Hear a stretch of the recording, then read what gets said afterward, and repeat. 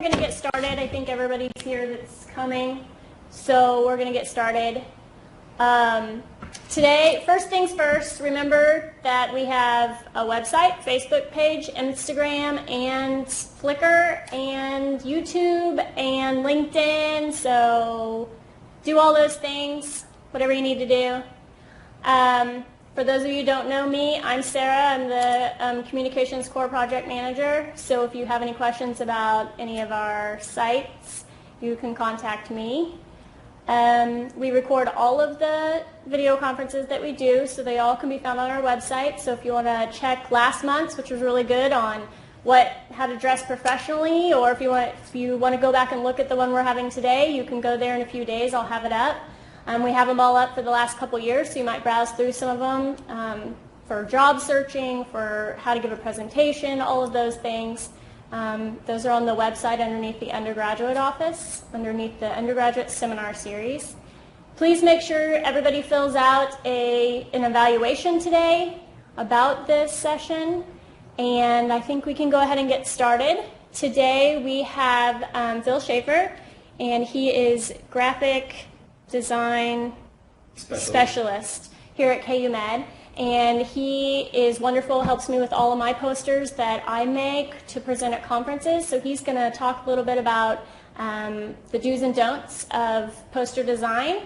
And so everybody, please pay attention. Afterwards we can have questions if you have any. So there you go. Hello everybody. My name is Phil Schafer. I've been working here at Research Lab at KU-Med for over 10 years, and I specialize in poster design, illustration. I am myself a graphic designer, graphic artist, and so this is my day job here. I don't know how many of you have made posters or always making posters, about to make posters, so some of this stuff that I'm going to talk about might be a little elementary. Some of it you might not have known about. So I'm just going to go through kind of a list and then show a couple slides of examples of posters, and then feel free to ask a question in it, because I kind of want to make this more of a discussion than me just reading this list, because I feel like that's kind of boring.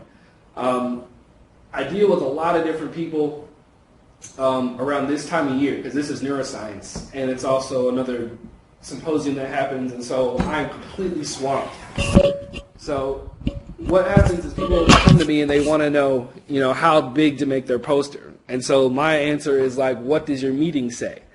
Every meeting has their own size requirements for their posters, and it's best to start and, check with your meeting guidelines of how big their poster board is to see what size to make your poster. I'm assuming most of you might be designing a poster in PowerPoint. You could also use InDesign, Photoshop if you really need to, or Illustrator. Illustrator and InDesign are the programs I use the most, but PowerPoint is the program that I troubleshoot the most, because that's what most people have. So ideas for sizing to think about is, the board that people have to display is usually about 4x6, but you don't also always have to make it 4x6. Most places that print posters like this, they charge by the square foot, so you want to be conscious of how large your poster is depending on what your budget is. For instance, I charge $6 a square foot for a full color poster that's on a photo satin paper. When I print a fabric paper that you could use to fold up and put in a suitcase, it's $8 a square foot. And so there's different options and there's different things to take in consideration, but you just kind of have to work that out with who you're printing with and with the meeting you're going to. When you're traveling outside of the U.S., a lot of times poster sizes will be in centimeters. They'll probably always be in centimeters, actually. And so you'd have to keep that in mind when designing your poster to make sure you have the inches to centimeters or feet to centimeters ratio correctly. And also, a lot of times, the boards might be vertical. And so if you're in PowerPoint and you've designed your poster as a rectangle like this, and then you say, oh, I forgot that I'm going to Switzerland in the vertical, or it's a portrait instead of a landscape, and then you go to change it in PowerPoint, it'll mess up all of your alignments and everything. It'll screw everything up. So you kind of have to redo it. So that's something that I get hit with a lot, where people don't realize, how to make where to start, where to start with the sizing. Some average sizes for posters that people do are, 48 inches by 72 inches. Also, 3 feet by 5 feet, 4 feet by 3 feet. These are very standard sizes. Also, 4 by 4 square, which would fit 2 to a 4 by 8 poster size. That's usually it. Does anyone have any questions about sizing or anything, or should I just keep going? Okay. Let's see. Can I see my...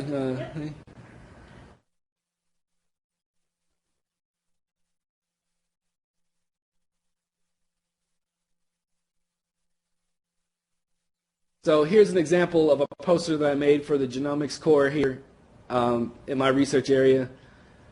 This one's got a little bit more extra, flair to it. You can see that there's a nice little sunset fade and like a logo that I made that's kind of a windmill with the DNA, coil in it, helix in it. This is a poster that we're, showing in our lab to tell people about the genomics core. So it's a little bit, open and free, but still got, good spaces for information. Not everybody needs to be a graphic designer to come up with a clear and concise poster. I just happen to be one and help these guys out here. A lot of times people can just get by with being, I think, really not plain, but just kind of direct with what their design is and not adding too much, keeping it simple. I can go through and show an example of images. So a lot of times people, they're using either a microscope to get images or they're using stuff from the web, and so images come from all over, and so it has to be in certain file types. So as a rule that you want to use for posters is the larger the better. So if you have an image off the web and it's 1,500 pixels wide by 96 pixels wide, you'd want to keep it at that size that you print at. If you blow it up super big, it'll start to pixelate and distort.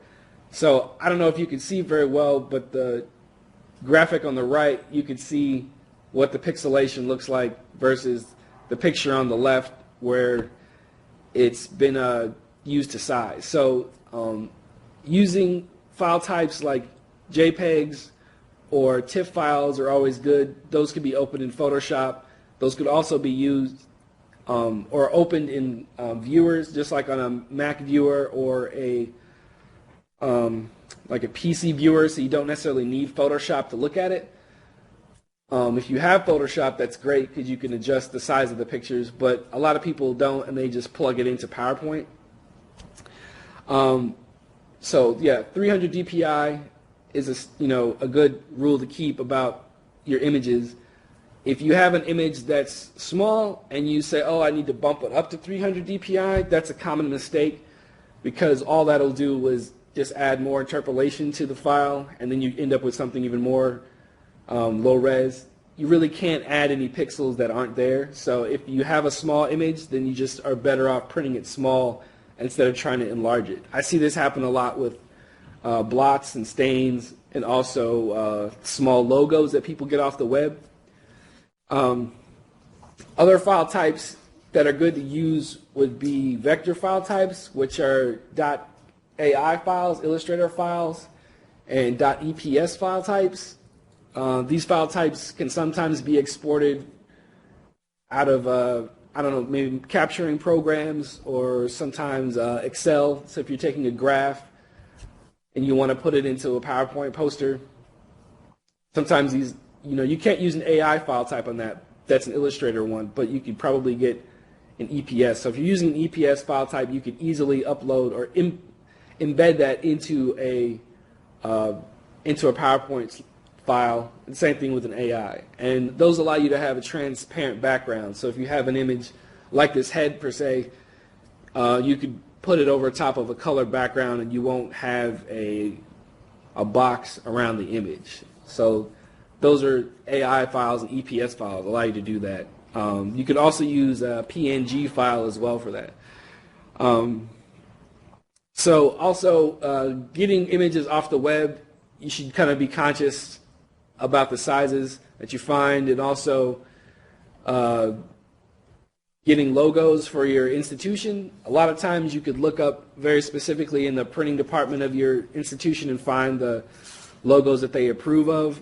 A lot of times logos will be out of date, and you'll be using a logo from the 50s when they prefer to use the one that's up to date. So I would just check with your institution and see which logos they would like you to use.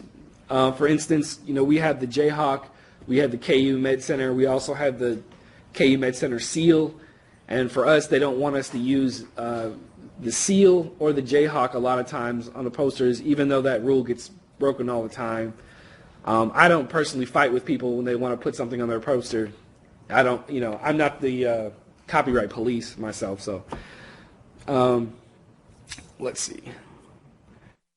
Yeah, so if you find a logo online, you just want to check and see. You could usually click on it, and like Google image search will tell you what the pixel size is. And so if it's 150 by 150 pixels, it's super tiny. You want to look for something that's 1,000 pixels large. That'll help you out when you're, say, embedding a logo into your file, or moving a file from one file section to another, whatever you're transferring.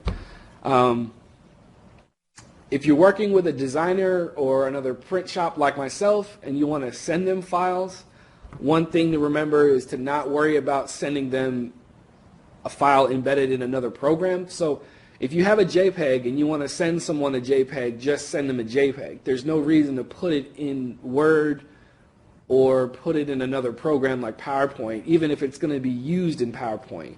What you do when you do that is that you compress the image more, and it takes away from the image fidelity and the quality of it. So it's best to always send, if you're working with a graphic designer or another print house, the actual raw files, the largest files that you have for them to use when they're either helping you create a poster or they're just replacing something or helping you print. Let's see.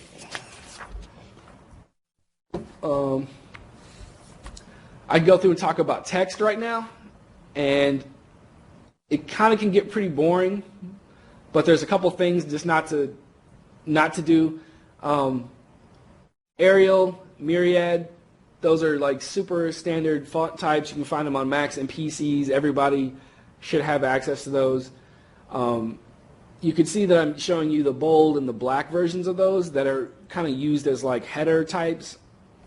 I would recommend those, and also for the body of your text, using a font without a serif, sans serif. So like the Times font right there, you see it's got little edges on the ends of the E and the T and the I. Those type of fonts are harder to read in a big block of text. And a lot of times when you're doing these posters, you have you're taking your whole abstract and you're cutting it and pasting it into PowerPoint, and you're making a block. So when you're doing that, it's easier to read a font like Myriad or Arial in its unboldened state. It's fine to do. It doesn't mess up. When you're using a font, say like Impact, it is good maybe for like a one big bold header, but it's too compact and it's too hard to read. And so you're just basically looking for something that's simpler and easy to do. Also, Comic Sans is the obvious no-no. It's kind of like the joke font of the world of graphic design. Unless you're going to Comic-Con, you don't never want to use Comic Sans. And then, there's these other font types in there like Extra, Bodini. They're just not on this machine that I'm using, so you don't get to see what they look like. But these are fonts that are a little bit more scripted and have some kind of embellishments to it. Really, the simpler the better when it comes to fonts, because you don't want your information to be hard to read. You really want it to just, the information to speak for itself and not have the font dictate how people are reading your poster. Font color is another thing. There are people that are colorblind that can't see combinations of red and green together, and so you really want to create a kind of contrast with what you're doing. As a rule, like red text and yellow text on white or light green text on white is super hard to read, and it just shouldn't be used as much. You can see what the red and the yellow looks like there. I mean, even though it could be like some schools' colors, it's just, not easy to read if you're reading a whole paragraph on that. So I, tell people to use a very light background color for your body of your poster. And then if you're using a header, you can see the example where it's, text on the dark blue, text on the light blue, and then text on that kind of purpley color where there's some contrast to it. So you basically just want to get a lot of contrast on your, background, your foreground. One thing that's easy is black always works, on a light background. If you want to add some color, it's fine. If you want to do, a white text over a dark blue with a yellow line of text that's your name or something like that, I can show you some examples of that. It works too. I mean, there's different ways to think about it and adjust it, but you just have to be aware that there's certain combinations of colors that'll either be, super hard to read or cause seizures almost to someone trying to read a whole paragraph of text with very wacky colors. Let's see. I have a question about Yeah. text color. I know, like on some website design, they say that using a dark gray is easier on the eyes than a black. Do you find that a dark gray is better than using a black on a poster, or is black the best to use? I would say black is just fine, and some people use a dark blue as well. And so I've seen various degrees of dark blue, dark purple, and black. If you're doing kind of like some subtext that's in a lighter gray, you could probably do that and it'll look fine. The same thing where people change the colors of fonts slightly just to say, okay, this is one section here and this is one section here. But if you're doing a big block of text, I think the darker the better. So for instance, if you're looking at this poster right here, you can see the abstract in the background. It's like a ton of text. I mean, this is like a monster block of text, which is super dense to get through. And so when you're putting, your abstract together, usually you have to have it as it is. You can't really edit it down. But you want to set it up so it's a little bit easier to read. So I would say, keep in mind of your font size, and people should be able to read your poster from about 18 inches away. And that's, depending on the person and also depending on the size of the poster. I can't actually give you like a point size that was going to work with whatever poster, because every poster size is going to vary. But if you're starting off with a point size that's 18 or 15, if you're making it at scale, you can kind of base that on the rest of the text and see where it fits.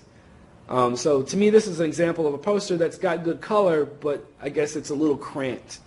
And so you want to kind of work on that, kind of like design-wise and keeping things spaced out.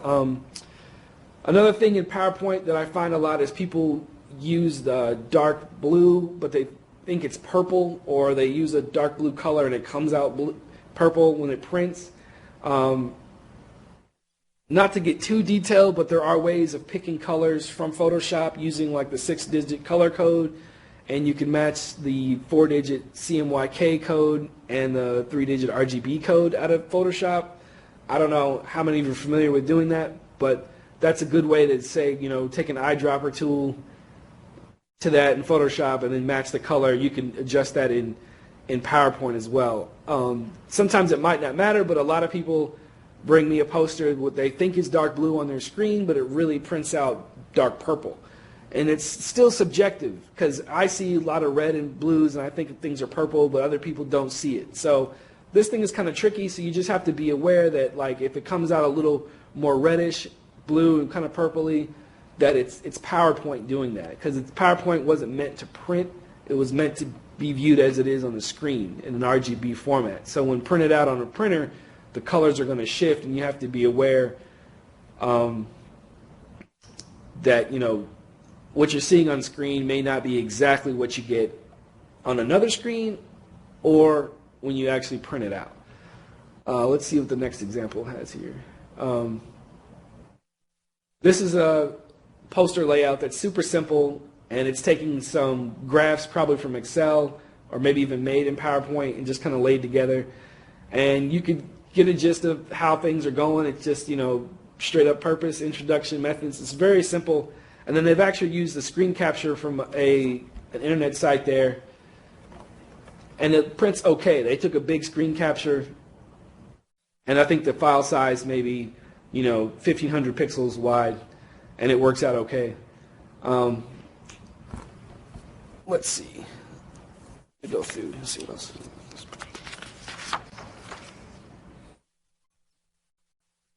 Yeah, we can just go through and talk about the layout, design of some of these. Here's a really colorful poster that I think works and doesn't work. We've got a few things that are funny about it, where there's red text kind of in the bottom left that's supposed to be like a different header. It's supposed to differentiate from that second line. Instead of using that red text in that instance, I think using like either a bold font or using an underline and then having a second bullet underneath of that helps the information flow better.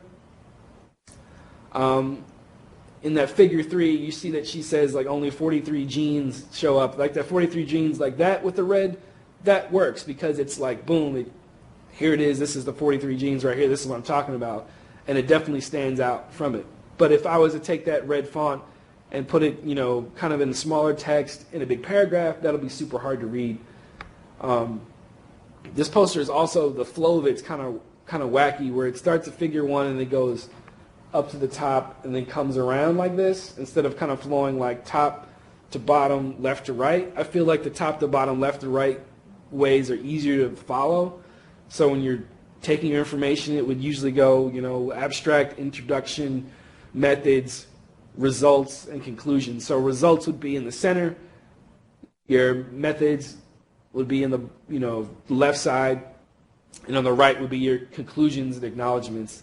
And they all vary, and it's hard to tell someone specifically how to do it because everyone's going to have different information. Everyone has different, graphics to use. But just as a slight rule, it's just like that kind of flow of information from top to bottom, right to left. It works in our, Western way of relaying information.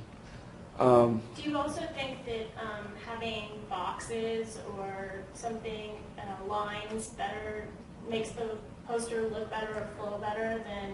If you have space to put a box around things, it could help to show where, like this one has definitely boxes around all of the sections, and that's the style that works. I don't think it would be bad without it necessarily. I mean, some of the stuff is just kind of up to your own aesthetics, but the bottom line is that this is very like simple and open kind of design, whereas this one is like super cluttered, and that's what makes this the bigger difference. What's more common? This is more common, definitely. This is another example of a lot of information, but I think it's presented well, even though the text is super tiny. Sometimes you just have a huge experiment that you've done, and really all of your data needs to fit on one 4x4 poster, so you really have to cram it on. And so a lot of times, you'll just have to just make tiny text and put it in there. But what's good about this is there's a lot of space in between the central results area because that's where you want to focus the viewer's attention to. So if they really want to read your introduction, they'll take the time and read it. But what you're trying to sell them on is your results, most likely in these posters. So, and you see the results just laid out, basically nice spacing, no weird colors, and there's also bold fonts on the like the headers for each figure, and then there's an underline that separates them. And then on the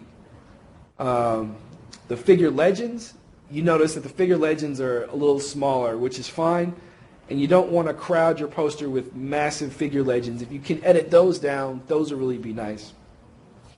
I spend a lot of time having people edit those when I design some posters for people because that you just don't want people to get bogged down in reading all that. I mean, you want to get to the point on those things, but you basically sell them on the graph, the visual element of it. And if anyone wants to do more research on your idea, your experiment, they could always talk to you. So the poster, I think, is just a matter of grabbing their attention with the graphics you have and allowing them to get interested, so they'll want to read into your data, your research. Here's another example where people are playing with shape and size, and so the headers now have these like, floating orbs, and these work because you can say, okay, boom, there's the abstract, there's the background. Each section is like clear. It's a little tight and cluttered, but this is just another way of putting all your information together, but making sure that people know exactly what section they're in. So here we have a bunch of boxes that clearly tell you, here's my future goals, here's my references, here's my results. And then within those boxes, there's other boxes that kind of, keeps everything in its own section. I mean, that's a big difference between that poster and this poster, where I feel like this is harder to follow because there aren't any kind of boxes and there's not a flow to it. So keeping a good flow to it and separating your information, I think, is pretty important.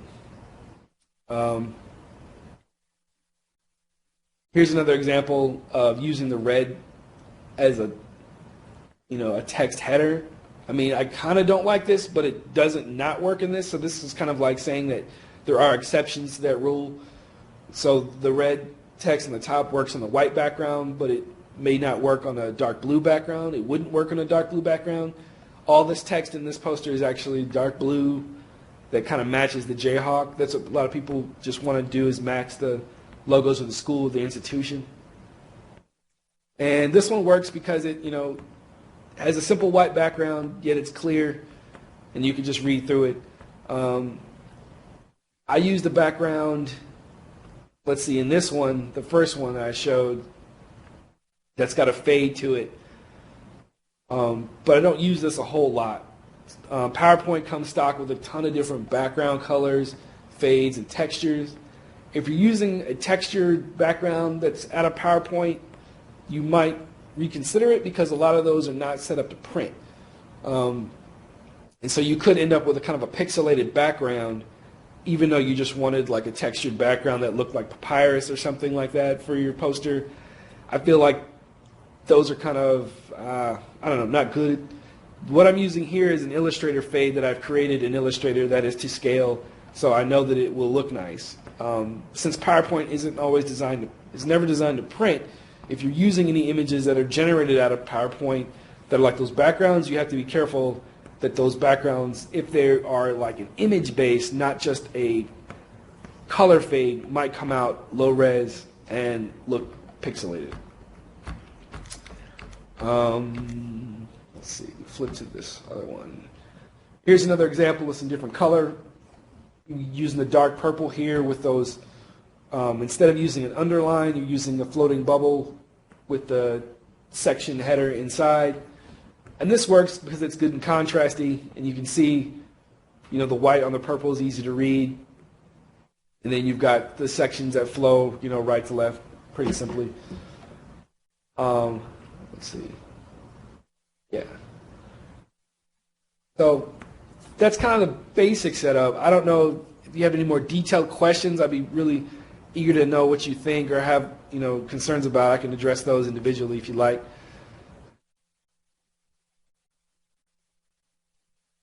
Maybe. I have one question, if you don't mind. I work with radiographs a lot, and I'm wondering what your preference is on putting the labels on the radiograph, or whether it's better to have a drawing beside it that correlates and have the labels on the drawing beside.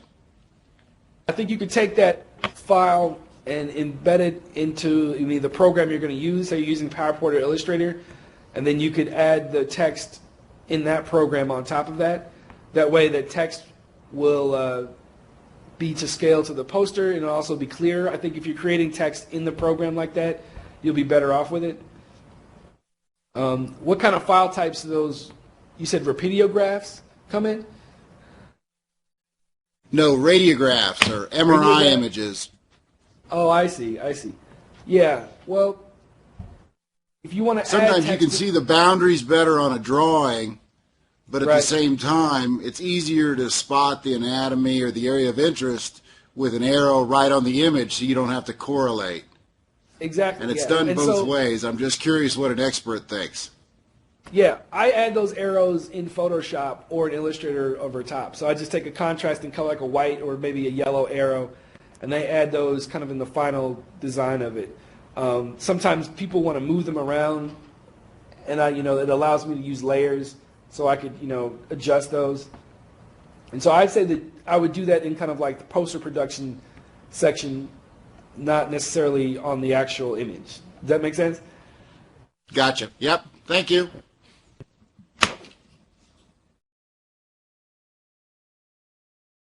Earlier, you spoke about Design, Illustrator, and PowerPoint and their various uses. For larger posters that require just more raw information, do you recommend one of the three?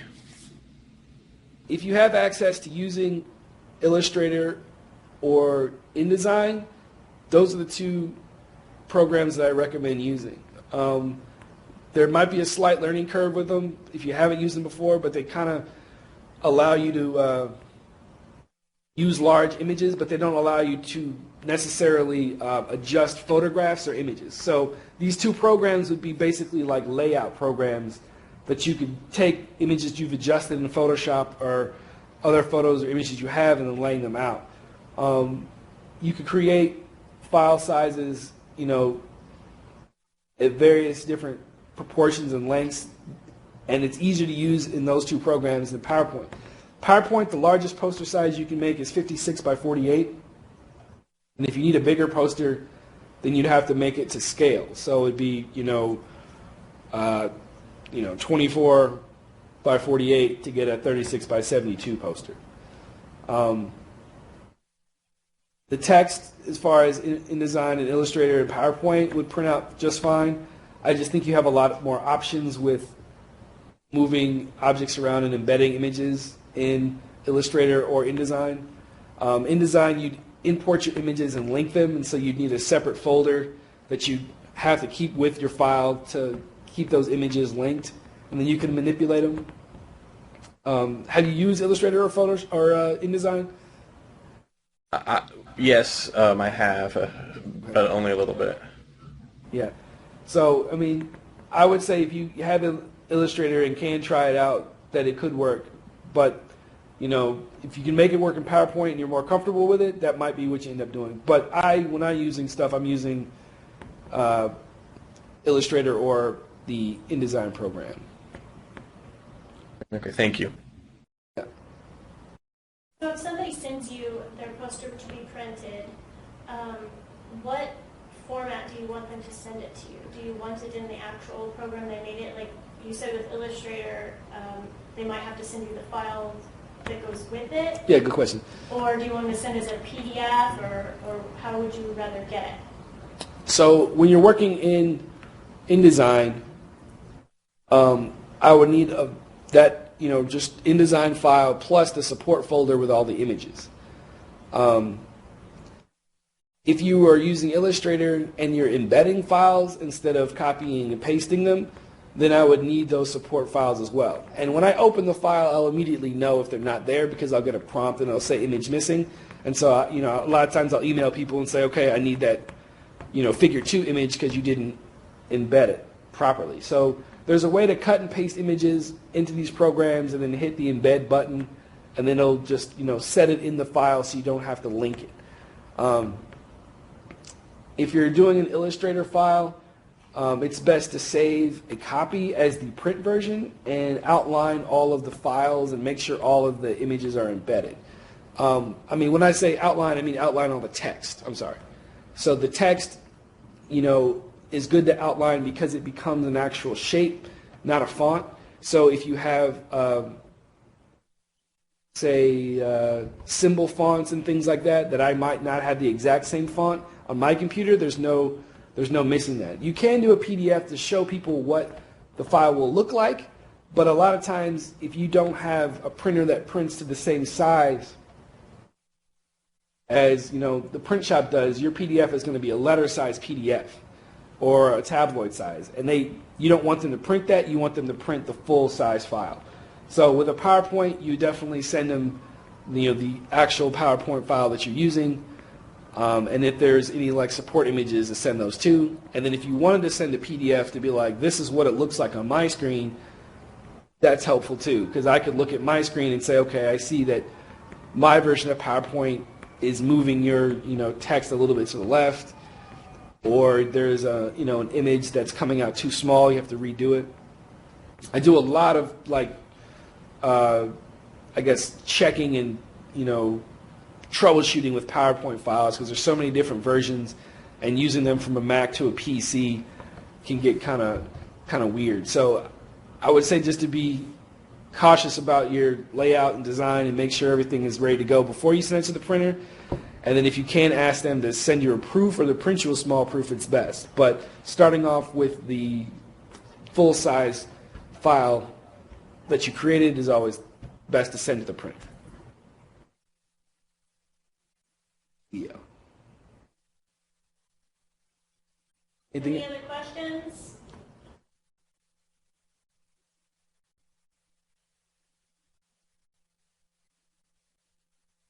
All right.